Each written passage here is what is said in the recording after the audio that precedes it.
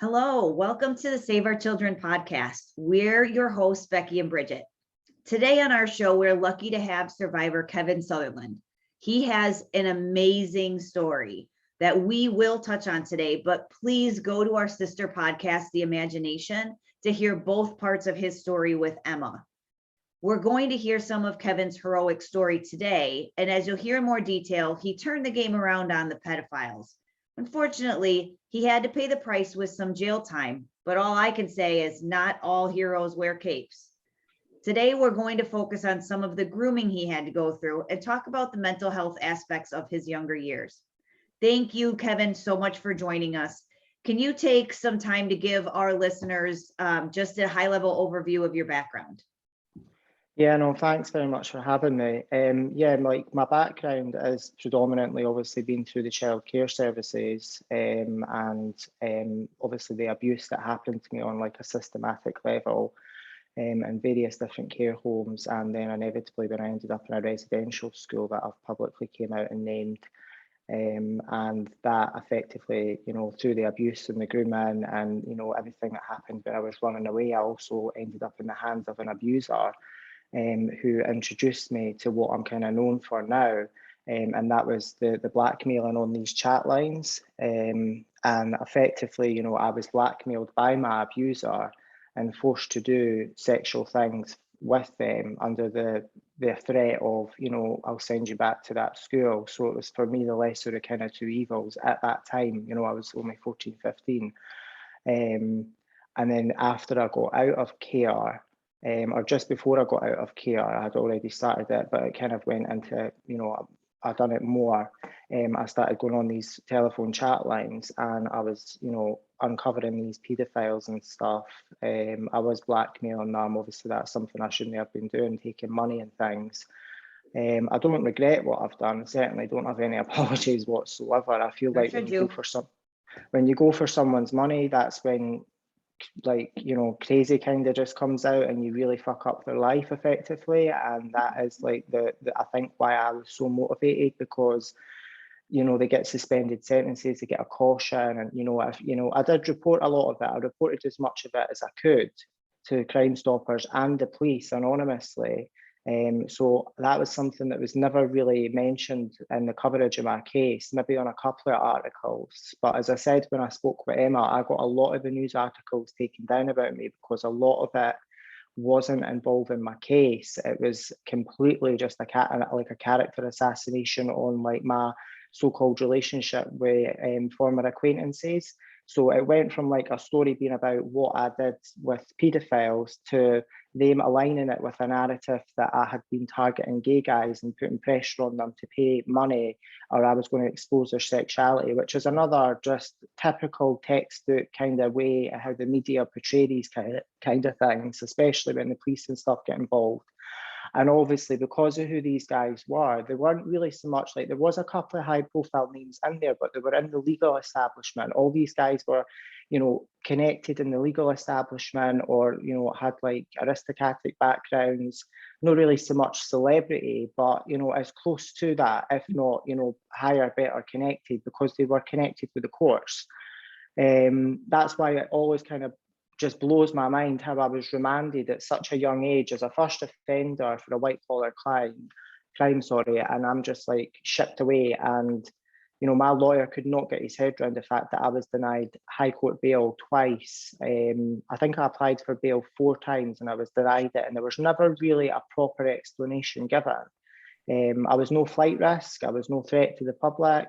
It was just them spinning off a story of, I think they wanted me out of the way because the evidence that they had on me was also evidence that I had on other people. And those other people were obviously pulling strings to keep whatever it was that I had about them out of the public domain effectively.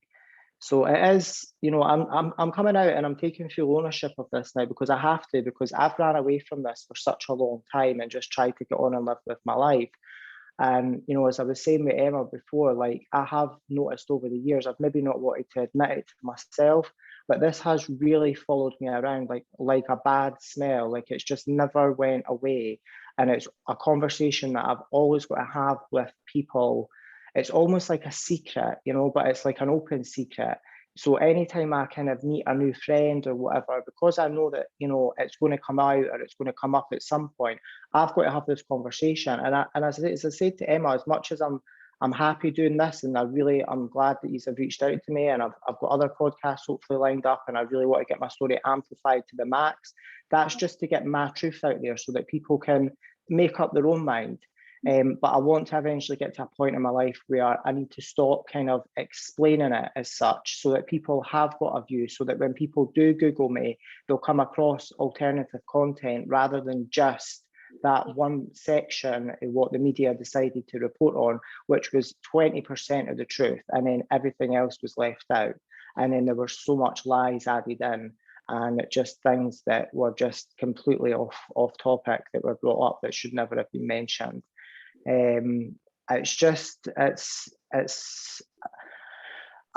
so like, I feel like I've become quite desensitized to my, like I don't get emotional crying or all that. Like I've done all that now, you know. I'm past that. I'm ready to fight, and I'm ready to take on the people that have contributed so massively to my kind of downfall in some ways. Because I sometimes think to myself, like, you know, what would I have turned out? How would my life have been if I never ended up in care? And if a relative, you know, had stepped in and done the right thing and prevented me from going into the care system. And what annoys me the most as well, and I don't want to put blame on anybody, but one of my parents was in care when they were younger, and that side of the family were obviously aware of how detrimental it was on them.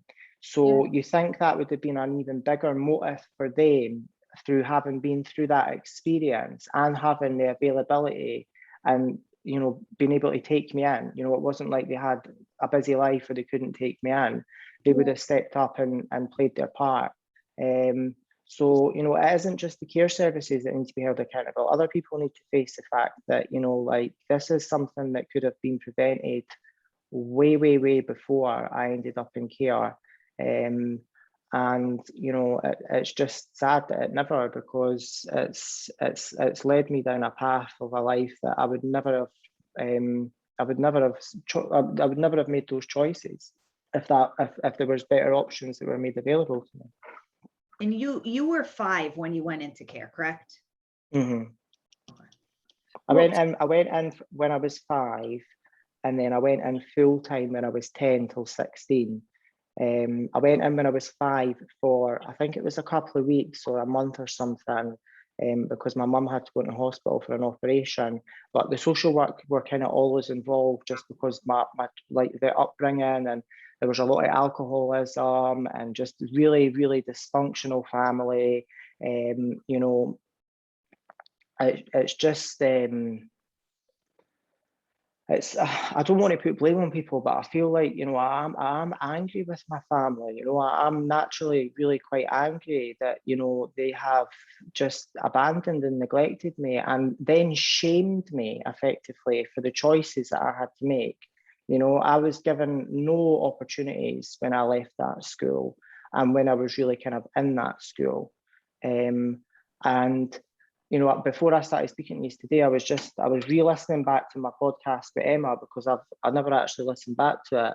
And I was just thinking to myself, I've been abused by 5 separate people, you know, and that is systematic, you know, and it's all connected to the fucking care system. And it just really annoys me, because that could have been prevented. Like, at 5 years old, how much of a problem would I have been to take in? I was only 5 years old. And that's when I was first abused by an Australian guy in a unit in one of the care homes that I was in. It just blows my mind as to how people, it's the old school generation as well. They've got a lot to answer for. You know, there's a generation of people out there where it's like, see no evil, hear no evil. Yep. They don't want to talk about it. They want everything swept under the carpet. Their attitude is that because they've been through like, they're constantly comparing traumas, and it's like, if they've been through something, well, you should go through it as well. It'll make you stronger. What, like being abused will make you stronger. They're just very disconnected from reality. And see that, and I know this sounds so bad, but like, see, the quicker they're gone, and that's that that part of society dies off, the better for us, because the next generation going forward, as much as the world's in such a kind of really fucked up place and it's quite detrimental right now, I do think that one of the positive things is people are awake, people are becoming more and more aware of stuff, again and again and again. And I think we're in a generation where we're just not willing to accept silence on anything that's unacceptable, you know? Yep. Well, especially you see it so much in society today. So many people turn a blind eye to it. And especially when it comes to CPS and the foster care system, people are like, well, you know, somebody else is handling it, the government's handling it. And what people don't realize is how deeply connected all of this is to the schools, to the judges, to the whole system is trash. And it's time where people start not turning a blind eye to it, start defending the survivors, the children.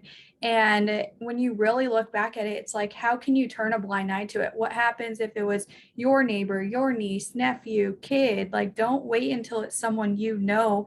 It's any child that you should protect. And people need to be held accountable, especially once you get into the system and knowing that they're using your tax-paying dollars to traffic the children. And it's so sad and sickening. And personally, from us to you, sorry, everything that you've endured, but you speaking out, like, your voice is so powerful. And oftentimes we see it all over mainstream media right now. We see it all over social media as the censorship and the levels that the elite go to, even your local levels of protecting the abusers and silencing those who are coming out. And society and the media always want to flip the narrative and cause division.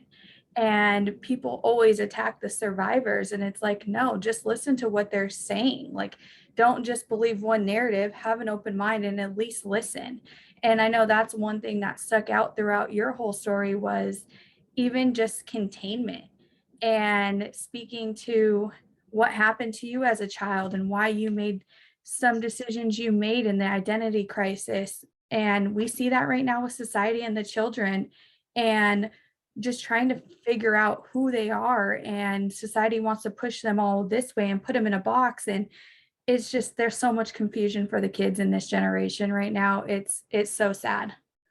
Yeah, no, totally. It is like, and I said that to Emma as well, like, because it was an all boys school that I was in, I think it drove me so mentally off my head that I just resented being there so much and I wanted to escape that I convinced myself that I was a woman. You know, like, I actually convinced myself that. I've never felt like that ever since. And I know people who kind of have those feelings, it kind of starts like early in age, like much earlier than that. But at 15 years old, I'm turning around to the staff there and saying, oh, I want to be a woman, without kind of realizing that it's all kind of just coming from the angle of, this is how you can get out of this place, this is how you can escape being here. And then I go on to live my life like that for nearly a year, you know, the best part of a year. So that really messed with my head. And it was literally like a light switch. Like, I went into it, like, I just woke up one day and it wasn't like an idea. It just happened. I don't know how it happened. It wasn't like a calculated decision. I never sat back and went, oh, you know, I'm going to do this. That was obviously maybe in my subconscious, right? But I certainly wasn't aware of it at the time, because I wouldn't have carried on living like that after I got out of school if that was my motive, just to get out of the school. It certainly played into, you know, I had really convinced myself of that. And then, like a light switch, one day I literally just phoned up one of my friends who was a hairdresser and was just like, I have made a really bad decision. You need to come and cut my hair and I need to go back to being me. This is just totally just not normal. Like, for me anyway, it just wasn't who I was. And that's why there was all the name change and stuff as well, which makes my story sound so shady, because like, when I've met with like people, they've been like, you know, why did you change your name? And I changed my name for two reasons: to get rid of the sort of care thing. And I just felt like when I was known as William Watson, when I went through care, I just wanted to be known as something else. And because I had adopted this whole idea that I wanted to be a woman, that played into it as well. So when I went back to being a guy, I took on another name, and then I've remained, so I've changed my name about, and it just, when it correlates with that story, it makes people think, oh, he's changed his name to try and get away from it and all this, and it just makes it look worse than what it is, and it just allowed so much of the stuff that was written about me to be painted in such a bad light. It was just it was what happened to me in care that led to all that. If I had never been in care, I would never have changed my name. That probably would never have happened.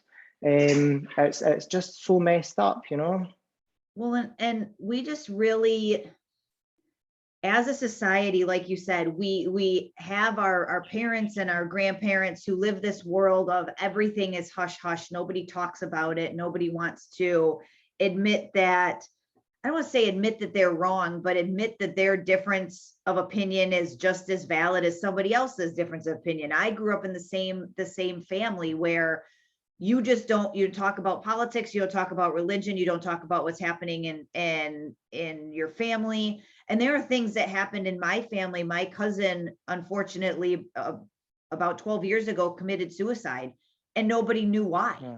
And nobody had any clue outside of the family. And then that family had to suffer. And thank God they did the mental work and the health and all of their stuff to get through it. And they're okay. But the rest of the family abandoned them and didn't do anything because nobody wanted to talk about it. And so many people, you hear so many stories of survivors that people just say, well, you should just get over it. You should just get over it. Of course, like, you were little, it's not that big of a deal. But I relate this all the time to, like, for example, for me getting in a car accident 15 years ago. If I see a car still coming up on my right-hand side, it'll make me jump. It'll immediately put me back there. But nobody tells me, Becky, get over it. You were in a car accident 15 years ago. People are like, oh yeah, I could totally understand that. But with people who have gone through trauma, or people, especially as children, we're like, you just need to get over it. You need to figure it out and you need to move on. But no one ever relates it to regular everyday stuff that we have. And then we don't take it one step further and say, we've literally ruined this child's life. How can we fix this so that either one, other kids don't go through it, or two, we can help this person, this survivor, start living a more vibrant life. Mm-hmm. Mm-hmm. And no, totally. It's so true, like family secrets and just being there as a family and helping one another. It almost seems like majority of family doesn't come together until something tragic happens, or unfortunately till someone passes, and then it's like, oh, let's be a family, and you see that family bond. For me, my family was very family oriented. However, we don't have a close relationship really with half of my mom's side, and my dad's side, we don't really have a relationship at all, just because of all the dysfunction. And my dad was one to never lie to us, and he would always tell us about the dysfunction in our family, where our aunts and uncles literally taught us everything. Well, at least for me, taught me what I didn't want to become just because of all the dysfunction. And they would always try to flip, like, and create all these stories and make it seem like my parents were the bad people and the abusers and this and that. But it's just my parents always told the truth. And a lot of people don't know how to deal with that, where my dad's like, no, like, face the truth, let's move forward from it. So that's like, even still till this day, like, a reason why, like, we don't talk to our family. Like, there's a lot of mental health issues, and like, they really are fucked up. Like, when I went through some stuff with my family, I'm just like, what the hell? Like, it literally is its own little novella, and it's crazy.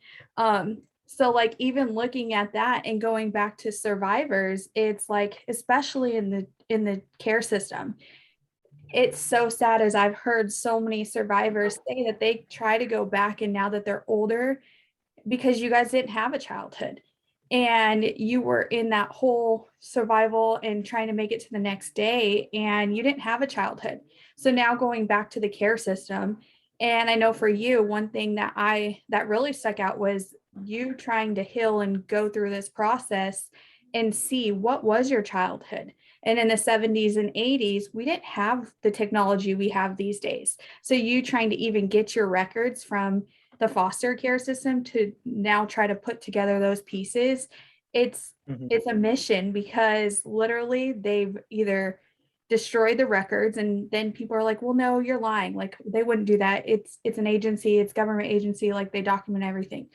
But at the same time, they're covering their asses and they're trafficking children, they're abusing children in these systems. And yes, you have good people, you have bad people, but at the same time, that those good people who are trying to speak out and trying to help, they're not they don't have a huge part of the collective where they can take down this system. And I know even in Arizona, like I would say probably maybe just before COVID happened and the whole pandemic, we had where it made mainstream media, where we had these group of care workers, and they made these shirts and it said professional kidnappers. And the media made it seem like it blew the whole narrative a whole other way. For CPS. They work for CPS, and they got fired because they wore professional kidnapper shirts. And this is at the time of all the protests and everything for the children and all the marches coming out. And to me, when I saw that, people are like, well, that's stupid. Why would they do that? But me, I'm like, no, they're trying to bring attention and trying to tell you something. You should want to say, what does that mean? Why are they wearing that? What do you mean professional kidnappers? Like, knowing that they work for CPS, they're trying to get a message out there and get the public side. But again, mainstream media flips it a whole different way. Do you know what you've just said there? Like, I've never really thought about it this way, but I suppose it does kind of tie in with my story, right? Have you ever watched that documentary, Kids for Cash, where the judge was basically sending these kids to a privately run prison, and he had shares, or he had ownership of the prison, so every child that he sent there, he was actually getting money for it. So he was sending children and for like misdemeanors and sending them to jail for like 4 or 5 years. I think you can get on Apple TV now. It's quite hard to find, or it's on one of the free services, but if you've not seen it, it's really interesting. You might have seen it. I think it came out in like 2013 or 14, but it's called Cash for Kids or Kids for Cash. And that judge eventually did get prisoned for it and stuff, because a lot of the children, a couple of them came out and like committed suicide and stuff. But like the facility that I was in, right, it was getting government funding, it was operating as a charity, it was getting private placement. So there possibly was a trafficking like aspect there, because, you know, I was even watching, I don't know if you've seen that, it's a new movie, but like even with like the old people as well. I Care a Lot. Did you watch that? I Care a Lot. Yes. That just makes so much sense. Like, just the workings behind the scene, it's all about money. Like when I said to Emma, I never once heard them talking vocally about how passionate they were about the kids, or that, you know, being working there. It was all about, you know, getting promoted and getting put into the management building and how they could further their careers and better their lives. They just seen it as like a retail job, like any other job. There was no like actual relevance brought to the fact that you're dealing with a child's development, and whatever happens to them here, they're going to carry with them with the rest of their life. They never seen that. They just seen us as a commodity, as numbers, as people to just contain, and once one's out, that room becomes available, somebody else gets sent in. So I suppose in some respects it is a form of kind of trafficking, because there's money, there's millions of pounds going through that school. Yep. Millions and millions of pounds, and I never seen half of where that money went. We certainly weren't living in like derelict conditions. It was a nice school, but when you compare, and I've went onto company's house and I've checked out and I've digged in and as much as I can uncover with regards to like the financial structure of that school, and just the money that school makes alone from the government, and then on top from it as a charity, is just, where is that money going? Because it certainly isn't going on the development and help for the kids. You know, that school is such a smoke and mirrors. You know, they make it look so lovely. They've got gardeners, you know, like you would literally think it was like an elite private boarding school because it looks so nice, you know. I think that's maybe why the social work department chose it for me. But with just what you said there, kind of gets me thinking, who's to say that there might have not been a connection between you know, or some sort of affiliation between the social services and you know, them sending people there as a form of placement and then money exchange in hands or whatever. I don't know. I know it's a bit conspiratory, but at the same time, it's a very high likability, because look at everything else that we've uncovered in the last however many years. This is the world that we live in, you know, like this is that is the biggest form of income, you know, like it's bigger than drugs, it's bigger than anything. So it would make sense, because it just didn't make sense for me to be there either, because there was like, and I think I touched on it with Emma, like there was a lot of the kids there had went there because of like past offending behaviour. By that point, I had never really been in any kind of like offending behaviour. There was something that I had done when I was like 12 years old regarding stupid phone calls that I'd made to charities and things, and I think it was just, but I was already in care. So Yeah. that was something else that was actually written about me in the press. That he was sent to Kibble Education and Care Centre because of these phone calls that I'd made. No, I wasn't. I was already in a care home, and I was just getting moved to somewhere else. I never got sent there because of any particular reason that was ever made clear to me. And that was something else that was kind of spun off, where we was sent to secure Kibble Education and Care Centre. At that point, they didn't even have a secure unit. That's how I could run away all the time. You know, now they do have a secure unit where they're obviously like locked up, basically. But I was never deemed somebody that needed to be put in a secure unit. I don't know if it would have made a difference or helped me. It might have prevented me from meeting that guy and then ending up going down the road with the chat lines. It might have helped, but I certainly did get, I do recall my case being put in front of a secure panel a couple of times because I was running away, and it was always denied. Oh, like I've been away for like 2 or 3 weeks, came back, they don't know where I'd been, what had happened to me, and a secure panel were deciding, oh, it's fine, it doesn't fit the criteria for a secure unit. Maybe just because there wasn't a placement available, you know, maybe because there wasn't a transaction going on there, I don't know. But yeah, no, when you said that there, it does kind of tie in a little bit with like my situation, because it's a money making machine, you know, and people think that, you know, it's, you know, there's just a lot of money changing hands, you know. Well, and that's like what you were talking about with Emma, about how do we fix this? And we don't know how to fix it, but the idea that these people are not here to make sure that these children get a good life. They are not here to make sure, like, let's pretend that you lived in a super shitty home and you didn't have any good example of parenting or any good example of adults or whatever. These people are supposed to step in and help you learn how to become an adult, help you learn how to feel loved at some point in your life. And we always hear like, oh, those foster kids, they're just naughty kids.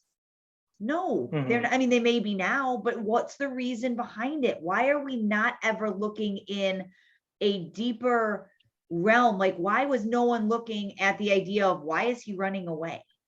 Like, oh no, he's fine, he's good, we'll just put him back so that he can run away again. Like, why are we not looking into what is actually happening and where this at? It's just goes back to that whole turning a blind eye. It's easier to pretend that everything's good because he fills a bed, we get paid for him, we'll deal with the rest of it later.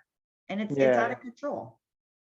And the thing is, it's like there was so many ample opportunity, because when I was running away, eventually I would either come back or I would get picked up by the police somehow. And by that point, you know, they could have said, you know, like, why are you running away? That was never asked. That was definitely a question that was never asked, because I would remember it. It was just something that was never really touched on, you know. And there was an investigation around that school at the time when I was there. And I remember the letters all being sent out to the parents and social work department. Somebody did try and blow the whistle on the violence and stuff. There was a couple of members, like it wasn't all bad. There was a couple of members of staff in there that did see the school for what it was and actually resigned when I was working there, because they came into the child services thinking it was something different. And then they just were like, well, this is just completely not what I expected.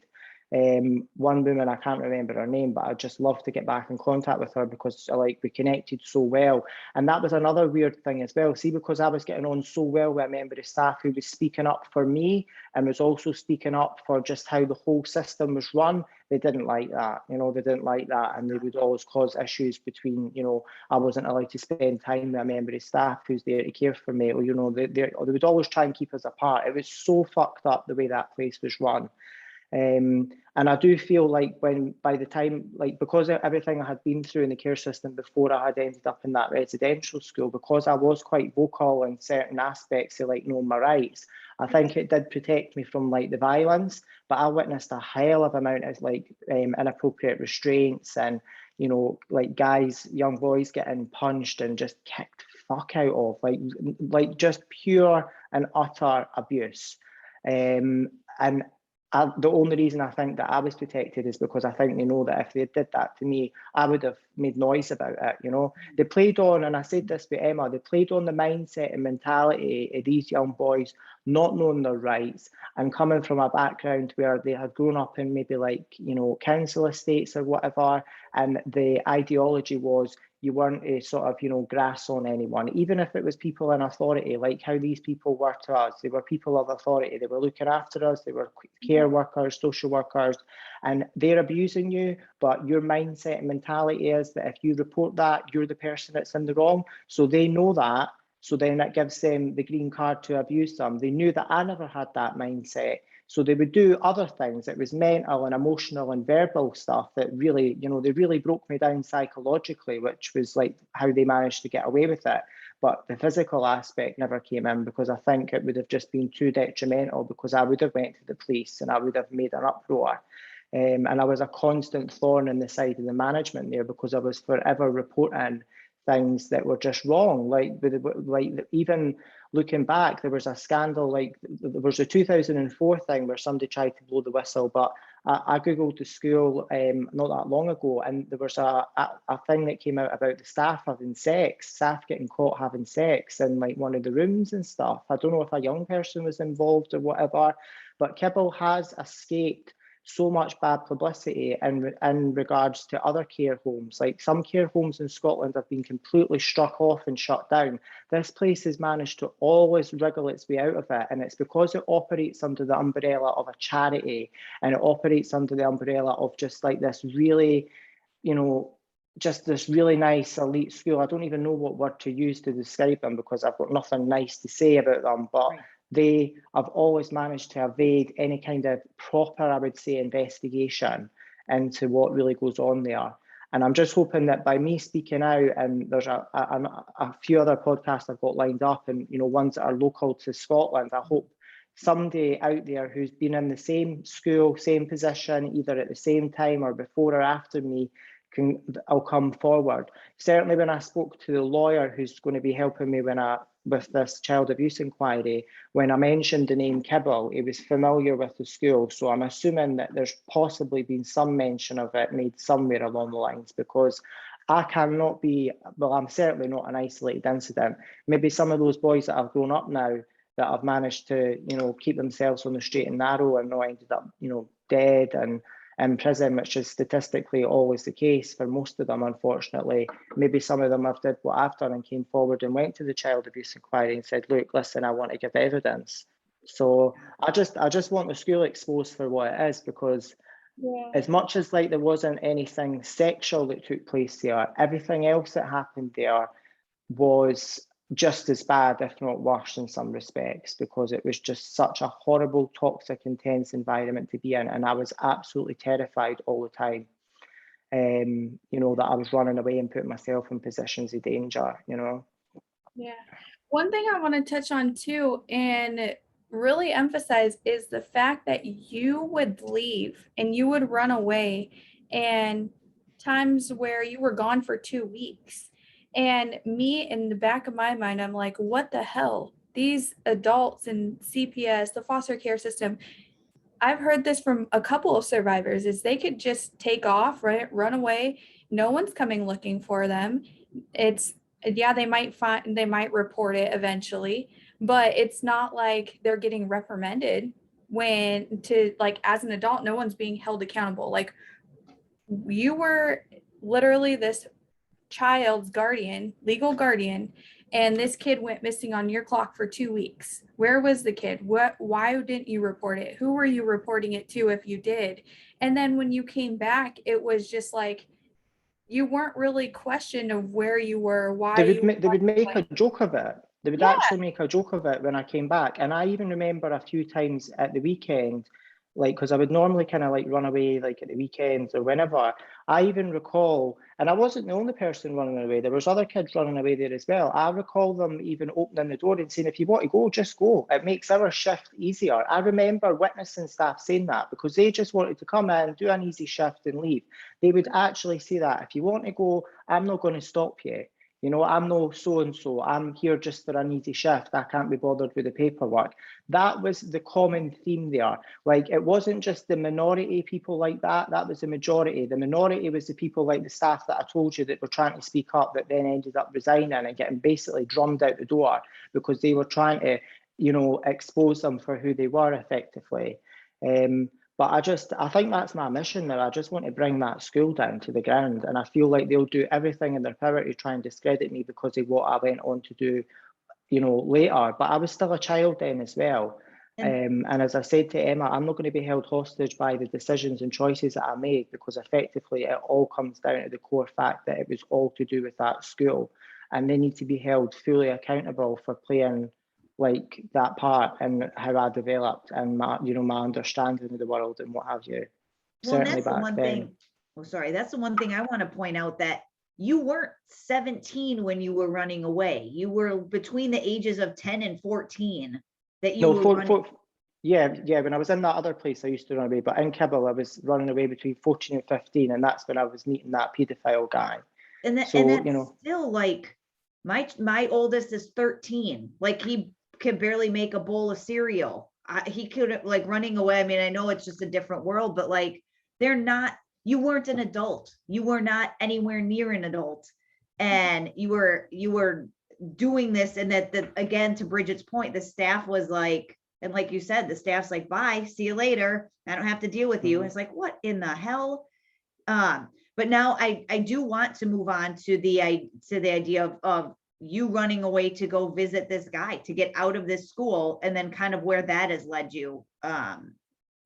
in the on your grooming, path as well. in the grooming tactics of what he did to like keep you there, minus the fear part and how that led into the whole blackmail and everything that transpired with that. But if we can touch on that part of your story as well as like the grooming tactics that are used. yeah.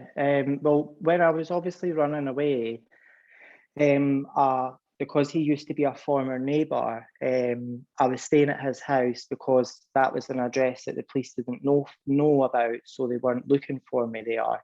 And he obviously knew that as well, so that was, you know, a perfect position of, you know how it all came about. But the grooming aspects, I would say, was that, you know, he was. It kind of happened gradually, but at the same time, I suppose it did come about quite quickly as well because I was there for long periods of time, and you know there was alcohol involved, and you know he was obviously a lot older than me. He was drinking, you know, he was drinking, he was getting me drunk. And then obviously he was phoning up these chat lines and stuff. And I think he was really trying to instill like a level of fear into me because, you know, like what I said with Emma, he was talking to these guys on the phone and the phone was like on loudspeaker. So I could hear both sides of the conversation. And, you know, he was talking about, you know, how he would like to get these guys round and whatever. That never actually happened, but that was always in the back of my head that that's a possibility. I never knew anything about chat lines or sex lines or phone-in services or any of that shit at that point until I had met him.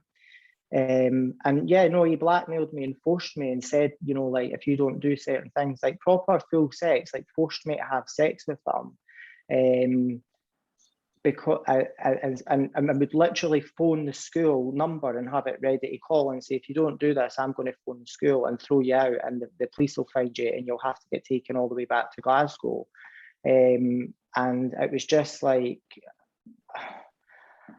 I don't know why I went along with it. I just feel like I felt more kind of, even though I was in abuse, I just felt maybe a bit less fearful in some aspects, because like there wasn't like the violence that was around me when I was in that school, and it was constant just like shouting and violence and just a really toxic, bad energy and environment. Whereas I'm just in this flat with this one person, and even though he's abusing me, it's no violent and it's no, really loud, and I'm not waking up in fear. But I certainly did feel obviously massively uncomfortable, when certain things happen. But that's why I think, the whole alcohol aspect it came into it, because, he was getting me drunk. And at that age, I wasn't, I didn't start properly drinking or taking drugs until I was a lot older than that. And when this happened, really quick, when this happened, how old were you? At 14 and 15 years old when he was abusing me.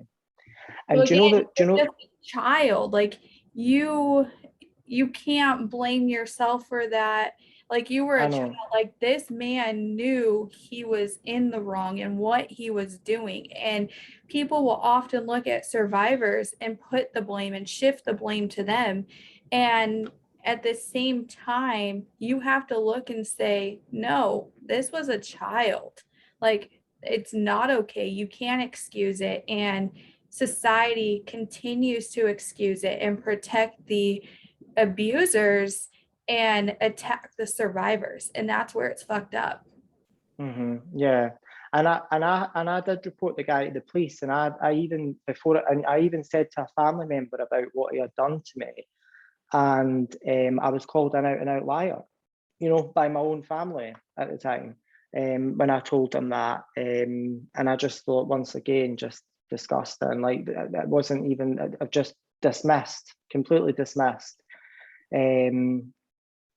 But this is the thing, I never actually mentioned this with Emma, because we spoke about it so much, but I actually spoke with my abuser about maybe a year, because the abuse happened when I was 14, 15. I reported them when I was 17. So I think it was around about 16, I must have spoke with them, right? I always recall kind of just having this encounter with them, just bumping into him in the street where my mother used to live, right? And he was drunk and it was late at night, and we sat and we had a conversation. And he actually, and I honestly, I wish I had a phone or I was able to have recorded it, because that was something that, it was just, obviously a year later I went to the police and reported it. But I remember him sitting saying, he was trying to sort of apologise in a roundabout way, saying that he never knew what he was doing, and he didn't really understand what was happening, and that, stuff had happened to him and all that. And that's maybe all fair and well, maybe stuff did happen to him, but I've just never had any, like, I've held my hands up and had the whole force of the law thrown at me. Nobody's ever held their hands up and been held accountable or ever accepted that they've wronged me, ever, like in any capacity. The care system, the guy that abused me, anything, nothing. It's just all went completely dismissed. Like I feel the police have discredited me. They've blackmarked me as just a just an uncredible person to be, relied on as a witness. I've got to go and actually re-report a lot of these things, because this is going to, like, the child abuse inquiry, and I'm in touch with lawyers. Over the next coming weeks, I'll be going in and speaking to the police again, and I'm going to be re-reporting this, because my lawyers told me that I need to, because they'll hopefully handle it differently this time, because it was a long time ago when I reported this. Times have changed a bit.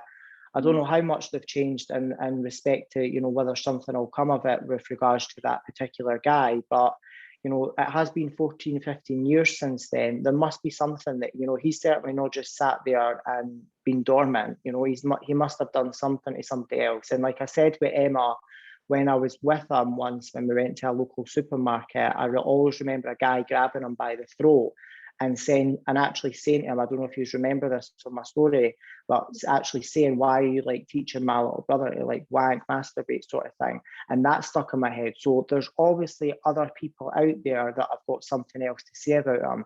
They need to come forward. They need to speak up. He needs to be held accountable for what he's done. you know, like he is a fucking pedophile. You know, he was having sex with me when I was only 14, 15 years old.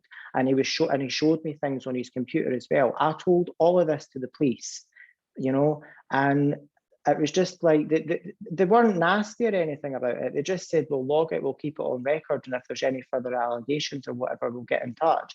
That's never happened. You know, like how much of that has actually ever really been genuinely looked into, you know? Well, and this just Just, reminds me of like another survivor, Jeremy Indica. Nothing happened to his abuser. And so he reported it.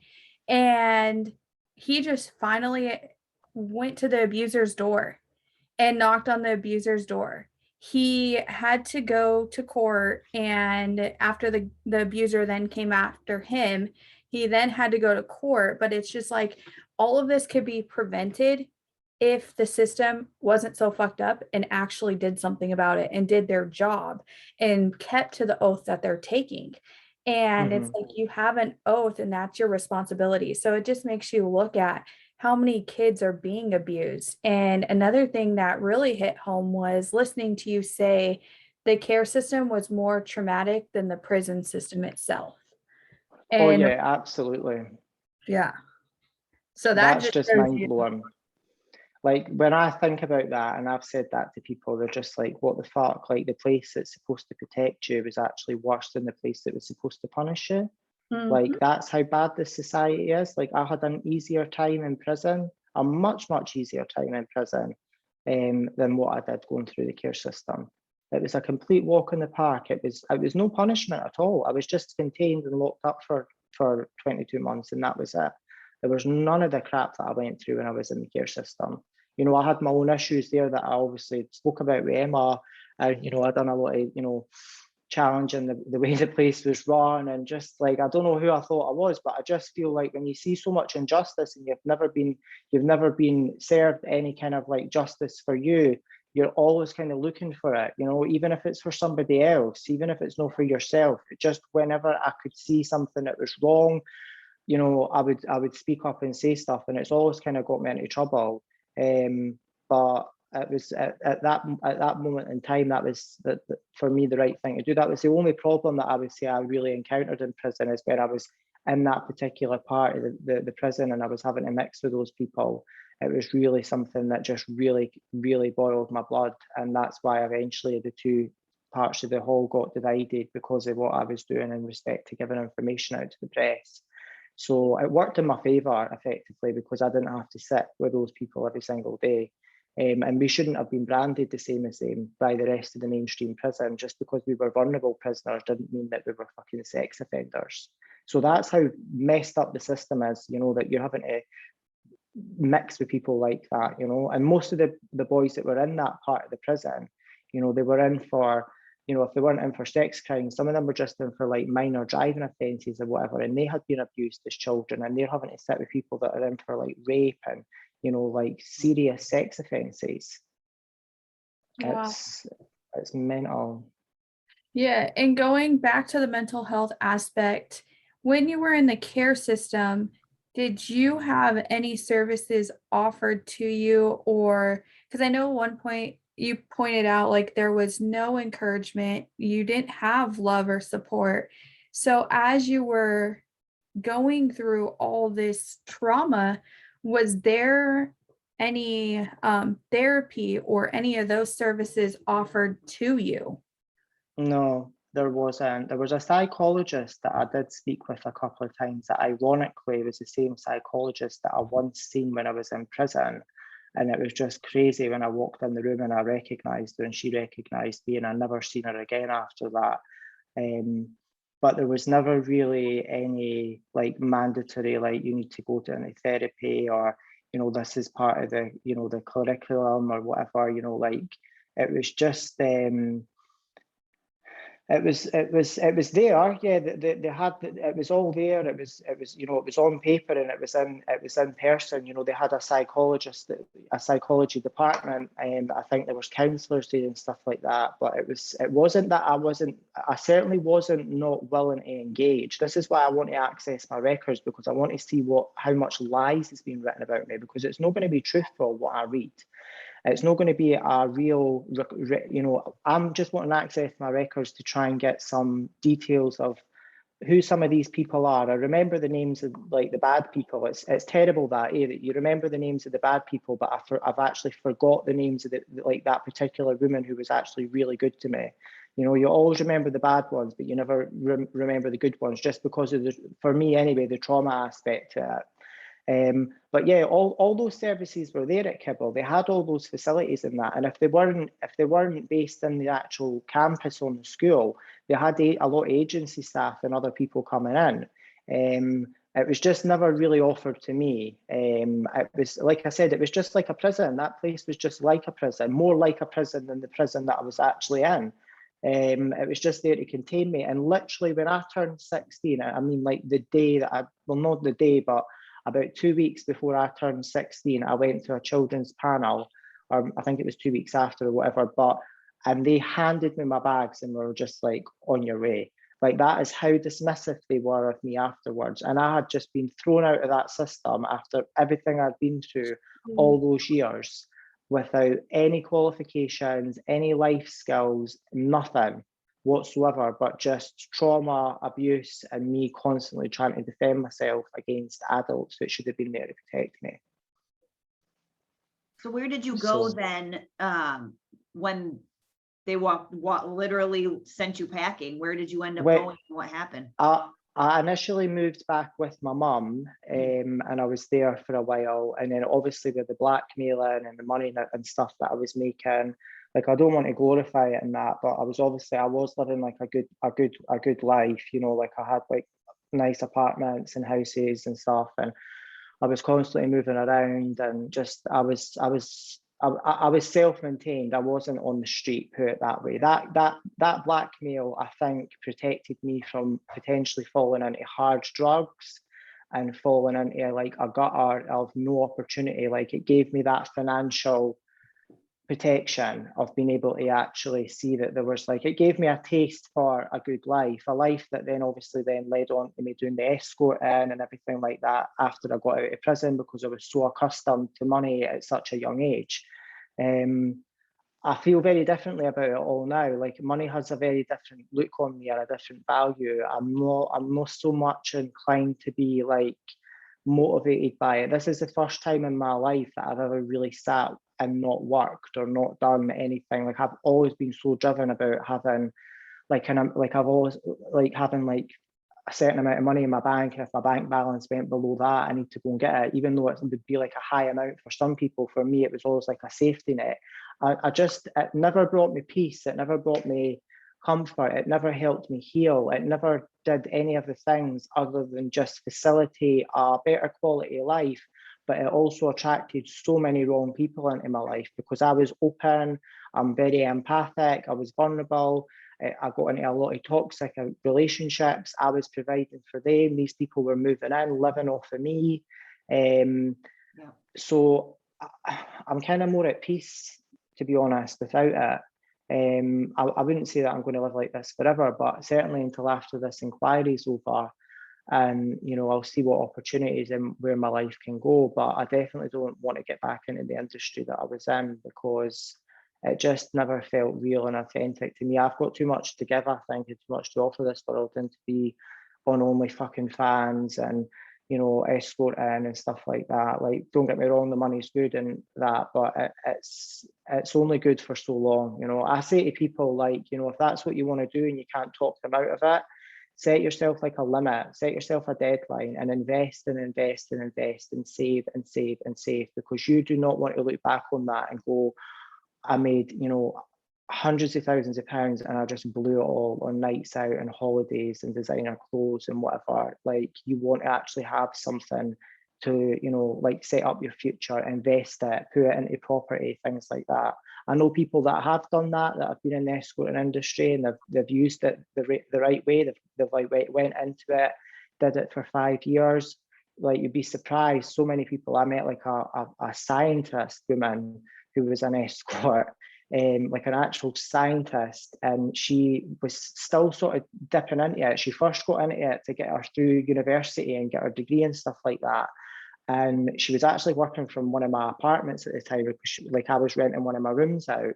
And I just thought like she was so kind of like well to do, and just came across like just know your kind of like even like high elite escort. I questioned her anyway. And I was like, so why are you still sort of doing it when you've got like a couple of £1 million house or whatever? She was just like, I just need it just as a bit of extra spare cash for like if I want to buy something and I don't want to touch my savings. So I don't know what her mindset was. I think maybe she just kind of liked to dip in and out of it. She certainly didn't need to be doing it. Maybe it was just greed, I don't know.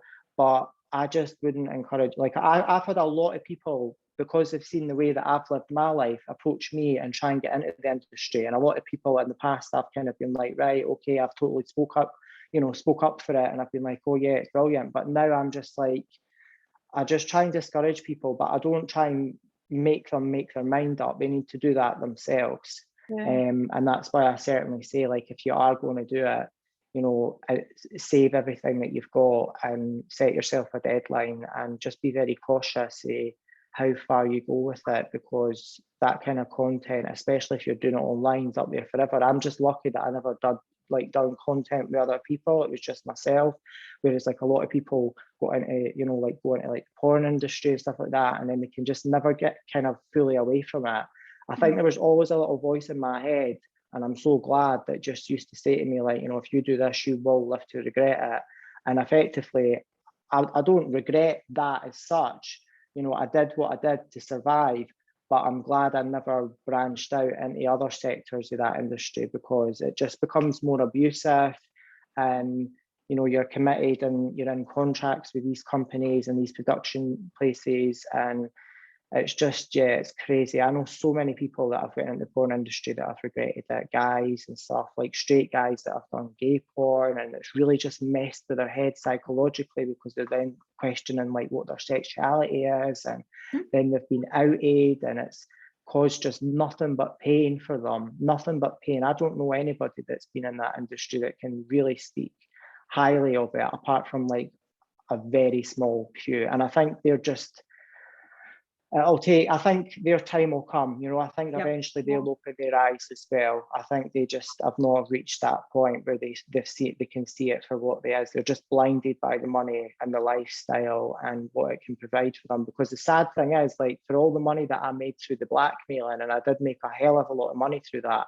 I made much more through the escorting. So when I was doing the escorting and the financial domination, everything, what used to reinforce my ideology into this was the right thing for me to do was, I was thinking to myself, I'm making more money legally now than what I was doing as a crime. So that reinforced to me, oh, this is right. And it's just, you eventually just hit fever pitch for me. And I was just like, this is just not me. This is not who I am. I'm once again pretending to be other people that I'm not, putting on different accents, pretending to be this guy and that guy. And it's like, you get lost in it. You completely forget who you are. Like, you wake up so broken and you're like, who am I? And that's where, like, as you're talking, that's the one thing goes back to the idea of mental health. Why are you doing this? Because again, you can say, oh, it's for the money.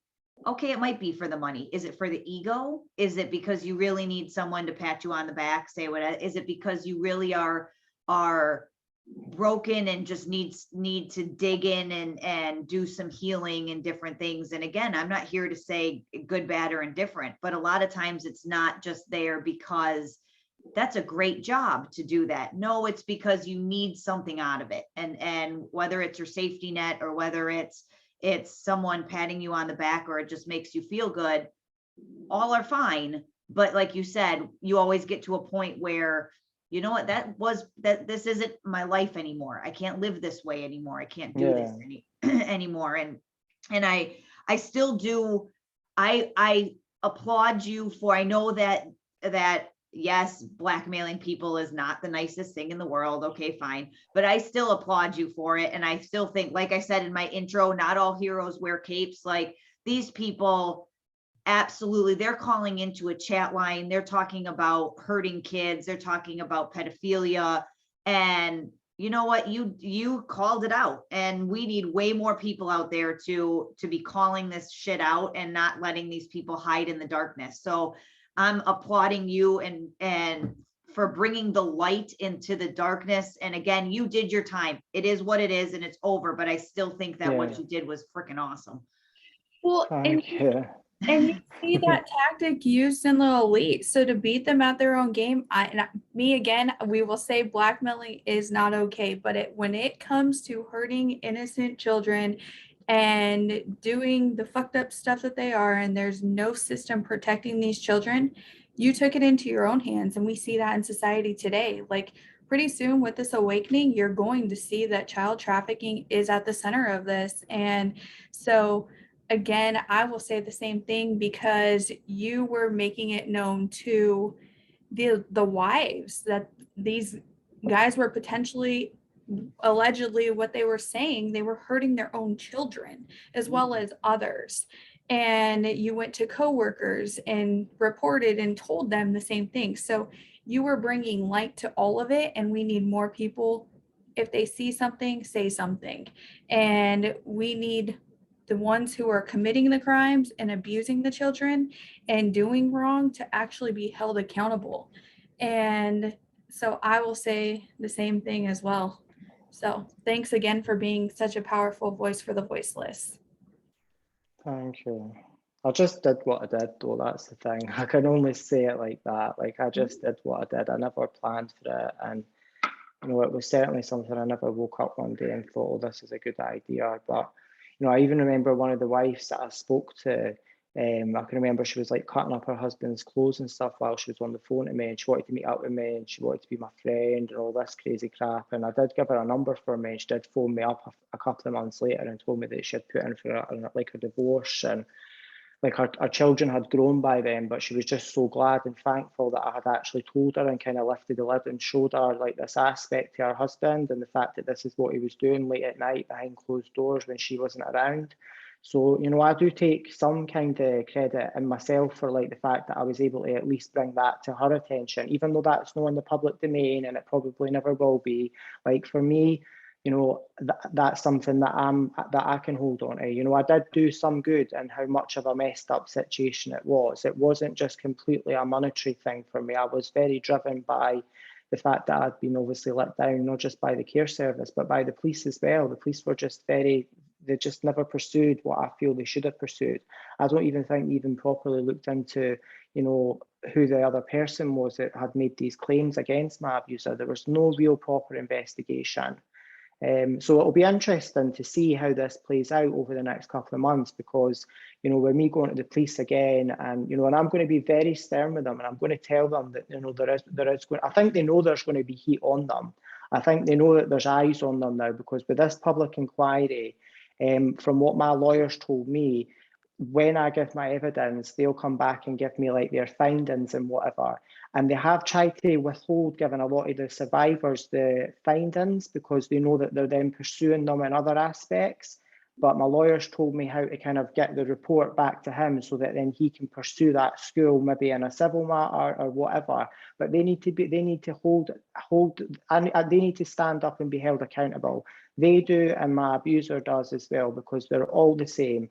Going right back to the Australian guy when I was 5 years old in care, like I want to find out exactly who he was, you know, if the records are still there with regards to their employment and who that member of staff was. He's maybe back in Australia now, who knows? Like I want to uncover it all, because, you know, when you have to sit and think about something every single day, then, you know, I think you need to address it. And that's why I'm addressing it now, because I've had to live with this every single day. And that's why I'm just so comfortable and at ease talking about it, to be honest. I have no qualms about speaking about it. You know, like I think maybe 5 years ago it would have been different. I don't know. Maybe, you know, it's, as I said, it's just naturally came about at the right time. But it will be interesting to see how the police handle this, because, you know, they'll know that I'm obviously taking part in an inquiry, which is obviously going to be of public record. And if they follow anything or they're whatever, you know, they'll know that I've spoken out and stuff. I just want justice. I just want to be able to fully heal in this process and be able to come out of it feeling a better person. I've made so many sacrifices and had to pay so much, you know, back for the mistakes that I've made in my life. I think it's about time other people do, you know, like we've all got to face our wrongs at some point and accept them, or at least acknowledge them. And going off of that, I want to go into the betrayal aspect and how you really got through that stage of your life, especially because you confided in that person who then betrayed you and turned to your abuser and then went to the police and basically said that this was all a lie and that you made it up. Like, Oh, I know. how How fucked up is that, eh? Like, that is the most messed up thing ever. And that, I personally think that he is worse than my abuser, like actually worse, because what is his motivation? Like, if he's that way, and I don't know if I never got that feeling or impression that he was that way inclined. But why the fuck would you do something like that? Like, why would you go to that extent and align yourself with somebody who you know was sexually abusing somebody that you were friends with, and you go and align yourself with that person, and then take it one step further and even give a statement in that person's defense, when you know there was no monetary aspect. This guy had no money. There was nothing that he could have been sort of, blinded by, or not even blinded, but you know what I mean, there's nothing to lure him in. The former friend just done that purely to get back at me because we had a fallout. And this was a guy who was involved in some of the blackmailing with me as well. Towards the end of the blackmailing, the whole blackmailing sort of escapade or whatever, I did obviously tell this guy about, how I was really making my money, and he jumped right on it, and he got just as involved in it as what I did. So he knew me inside out, and he knew what was true and what wasn't true. And he knew that guy had abused me because I'd sat and told him. And it was him that really encouraged me to go to the police about it. He encouraged me to even speak out about what happened to me when I was in care. So it was just horrible. It was a horrible thing. It's why I'm so conscientious, like what I said to Emma, to ever publicly mention my abuser's name, because the very first person that I ever confided in went away and done something like that. Like even people that I've been in relationships with, they've always been like, who is the guy? They've always wanted to know who he is, and I've never told them. And I've been in pretty, proper deep relationships where I've been with guys for, long periods of time, years, and they've never known the guy who's abused me, because I've just felt so that really fucked me up mentally, because I just, there's no words. I cannot get my head around why somebody would do something like that. Did he ever go to jail for working with you for the blackmail or doing any of that? No, or only you got? No, he never went to jail. Or you took the whole fall for it all? I took the whole fall for it, and obviously there was nothing, like none of those guys were pursued, I believe, for any of, like there was no investigation into the company. That was another thing as well, like he set up his own chatline company and put adverts out in magazines and newspapers. I never did that. I never set up a company. That's making it sound like a bigger, more elaborate scam than what it is. I went onto a service that was already in existence and still is to this day. Like I could literally phone the number on my phone, and it is the same number. It's still there. It's still in operation. I think maybe they had, I don't know how that, it certainly was never said in court. The Procurator Fiscal and my lawyers, I think both parties made it very clear that I went on to a chatline company, but the press portrayed it as he had set up his own company. So I don't know whether this chatline got involved to keep their name, like the name of the company, out of the press or whatever, because obviously they were making a lot of money. So I've obviously, when I'm coming out with all this now, I've obviously got to be aware of the fact that, it's not just the school that's going to be coming for me. This company effectively could maybe try and do something as well. And I would be more scared of them than the school, because obviously they're a massive company that are, I think they're, they're not just doing chat lines now, they're involved in online data and everything. And it's a paedophile playground. You can literally go on that chat line, and I hate how they put it down as he lured people in. How can you be lured into a conversation of talking about abusing children? No right-minded person can just accidentally start saying, oh, I've done this with a young boy or a young girl. You can go on that service and you can hear the messages that they put out. These guys are pretty vocal in what they're saying and what they're looking for. There's no kind of disguise. And I think they feel more comfortable on the chat lines because they can phone in from an unregistered pay-as-you-go number, and you don't really hear so much of people getting caught and convicted for things to do with over the phone, but if they're on like chat rooms and they're talking with people, and then, you know, you see these sting operations where there's guys or women even that pretend to be underage and then they go away and they film it. So I think a lot of guys, a lot of pedophiles are, you know, apprehensive for doing that. So they'll go on these chat lines and it's all cloak and dagger, and it's, you know, it's all kind of, you know, in the dark, and they're just a voice at the end of the phone. There could be anybody. So that it's like a more safer place. That chat line knows for a fact, obviously, that that's going on, but they're turning a blind eye because they're making so much money out of it. You know, it's just profit and gain over people's lives and over like moral standards. It's fucked up. So how can anybody judge me? Do you know what I mean? For blackmailing, when there's a legal side yet that's in operation right now, and nobody's saying or doing anything about that. You know, it's fucking mental. It really annoys me when I think about it. It really infuriates me. Well, and for people to think that, well, we should let the legal system handle all of this. You don't want to take it on yourself. And it's like, are you kidding me? Did you hear what we just talked about? There is no legal system. And that's what, unfortunately, in this world, we've got to figure out. We've got no medical system. We've got no legal system. We've got nothing to help us anymore, because what we think it is or what we think it should be isn't this way. And you're not the first person we've talked to that says, I tried to do it the right way. I tried to tell the cops. I tried to go here, and I'm the one that got in trouble, or nothing happened, or my child was taken from me, or whatever the story is. So for listeners out there, like, to just assume and make this assumption that, well, the legal system is there to help us. Talk to any one of these survivors who've had the legal system thrown in their face, and then we'll talk about it. Just because you haven't been there doesn't mean that it's all perfect and it's all good. And so, again, I will continue to say not all heroes wear capes, because I think it's awesome that you did it. And again, you took the blame for where you needed it to be, but I think it was absolutely awesome. And we need more people out there like you who are standing up and saying absolutely not. Because the money, money is the root of all evil. Yes, it pays the bills. Yes, it does whatever. But we are in these situations because money is exchanging hands, whether that means that kids are being ignored in care homes, that means that kids are being abused, and everybody's turning a blind eye. It's all because of money. See, the amount of guys, though, that I spoke to that were not just only in the legal establishment, but like I remember speaking to priests and people in the church, like the things that you do hear about and you read about, and it just gave me such a dark insight into just how real this world is. You know, like that it's no fiction, it's not just a movie, it's not just something that you hear about as an isolated incident. It's something that's happening constantly on an industrial scale. You know, constantly, and it's and obviously with the fact that I was getting money out of it, there were people that were in high positions of power. You know, like they had that kind of disposable income. I don't know how much money was made in that process, because they could only convict me for the wire transfers that they could trace back to these guys.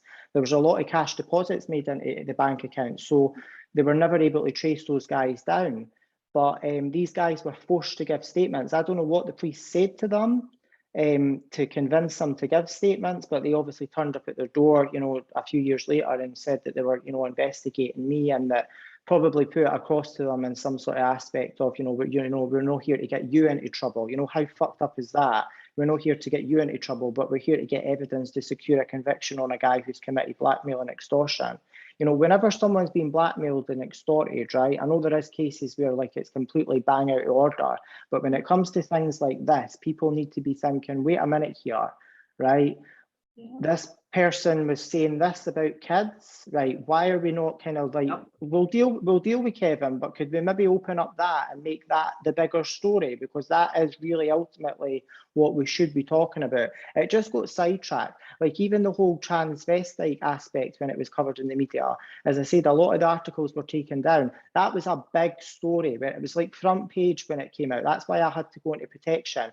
Blackmail boy lived as a woman for a year. It went from a story being about me targeting pedophiles to me living as a woman, and then all the things that came out about people, you know, former associates and acquaintances saying that, you know, they had overheard me blackmailing and just trying to get clout off it effectively, just trying to say, oh, you know, I heard this and whatever, and he's harassed me and he's done this to me. And it just went from being a story about what it should have been about to everything else around it. And that's what these people do. They create noise and distraction so that it takes your attention away from what the real fucking issue is. And I'm just like, no more. I've had enough of it now. Like, I've had enough of being vilified and like demonized and made to feel like I'm this really, really bad, terrible person, when there's people out there that have done much worse than me and they've been able to rebuild their lives and been accepted back into their communities. And, you know, just like they've got the things have worked out for them. You know, they've been able to kind of get their life back together. I have in some respects. But, you know, I just need this addressed now. I just need this acknowledged. That chatline company, to be honest, that should be shut down. Like, that shouldn't be an operation. The fact that that's been going on for so long, somebody needs to investigate that. I have actually reported that company to Ofcom. I've done all that, but obviously no action's been taken. Nobody cares. You know, nobody gives a fuck. No, they're profiting off of it all, Yep. I know. making So billions it's like, of dollars. exactly, and it's like I feel like we're at a moment where like we're awake, right? And people are really waking up to just how messed up this world is. But the sad thing is, right, see with regards to like the care system, for example, which is obviously like my story, it's going to be hard for me to get like an army of people, because so many of those boys or or even girls, when I was in like some of the other institutions, some of them will be so broken and damaged now that they'll not have the mental capacity to even be able to have a proper conversation like what I'm having with you. It's because they'll be so messed up on drugs, or they'll just be so farly removed from like the reality of what happened to them. They might even be convinced that that was normal and okay, that it will be really hard for me to get people that can corroborate, so to speak, what went on in that school. You know, because most people have, you know, either died, ended up doing long-term prison sentences, or they've just, I don't know what's happened to them. So it will be difficult, but I'm prepared to deal with it myself. You know, I'm not going to be sitting there waiting for people to kind of join forces with me. But it would be good if other people who do hear my story and obviously recognise the name of this school to come forward and to contact me and to let me know that, you know, look, I was there and this happened to me, and, you know, like, because that's what we need. We need to, I do need, it would be good, you know, it would be good to join forces with people that are in exactly the same situation. Yeah, I was going to actually ask the same thing. If there are people who hear our podcast or Emma's podcast or find something, where do you want them to reach out to you if they are willing to stand shoulder to shoulder with you and ready to fight this with you? Just my Instagram. That's the only social media that I'm really on. I know I joined Twitter the other day and then I got banned straight away. How crazy is that? I never used. You know you're good when you're banned out the gate. Yeah, like a tweet. The profile's still there now, but like literally just as I liked a post and then it put me on a 12-hour ban, and I just thought, wait a minute, what have I done here? So I'm quite conscientious of what I post on my Instagram, because I have had it for years, and like the only time I've ever really put anything up is that one post regarding the school, and I've obviously tagged them and everything in it, but that's just my name, Kevin Sutherland, with an X on the end of it. But I'm not on any kind of other social media. I'm on that Telegram as well. Emma was telling me about that, and it's the same username, so people can find me on Telegram and Instagram, really. But I think what yous are doing are great. Like, this is something that needs to happen. Like, this has been a long time in the coming for just this open conversation and this transparency, and just people that are able to listen and understand and just get it, you know, because so many people just don't want to listen to this. You know, they want to talk about really superficial matters, and I get it. It's heavy stuff that we're talking about. You know, some people, they're just not equipped to deal with it. But I think everybody needs to, especially if you've got children or you're going to have children, you need to be aware of these things, because you don't know what might happen in your life, and you need to be aware that You know, if you're an adult and, you know, you fall off, you know, there's a tragedy or whatever, you need to make sure that there's measures in place to prevent your children from going into the care service, you know, and make sure that that's never an option that's on the table, because if that happens, the likelihood of them being able to live a good quality life just spirals, you know, it just goes way downhill.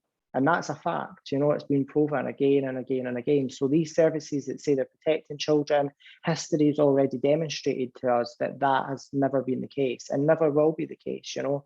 The monster question is, how do we fix it? And I honestly do not know either. I do not know how do you fix something like that? I think it will take an awful long time, and it's just a general shift in mindset and mentality, and making sure that the right people get allocated the right positions, people that really want to work with children and are really passionate and are got their heart in the right place. I think it's a heart-based job. It's not a job for just somebody to make the same amount that they could make at a bank, because if that's the case, go and work at the bank, it's easier for you. Yeah. You know, you're not going to be dealing with kids that have got issues and stuff.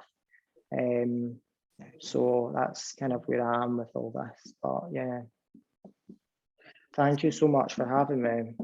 Thank you Thank for you. coming on. We truly appreciate it, and we'll have a part 2 to this episode and definitely have more conversations with you. So again, thank you, survivors. As always, we hear you, we see you, we stand by you. Together, we must rise for humanity and the children to help save the future generations. Most importantly, listen and stand by the survivors. Let them know they're not alone. Help us share, like, comment. As we continue to have these uncomfortable conversations, help us normalize talking about these topics. It takes so much courage from the survivors, and we thank you again for being a powerful voice for the voiceless, Kevin. And share the survivor stories, please, and show them support, as well as continue to share their future projects and follow them on their social media. Please subscribe and share, as you won't see any of these topics on mainstream media. Go follow our sponsor, The Imagination, which is our sister podcast, Emma, the Survivor series, as we'll be sure to link all of our social media, including Kevin's, in the show notes as well. So again, thank you, and continue to anything we can do to amplify your voice and share your story. Know that we're here to help you, and we look forward to part 2. Thank you. Thanks for having me. Thank you.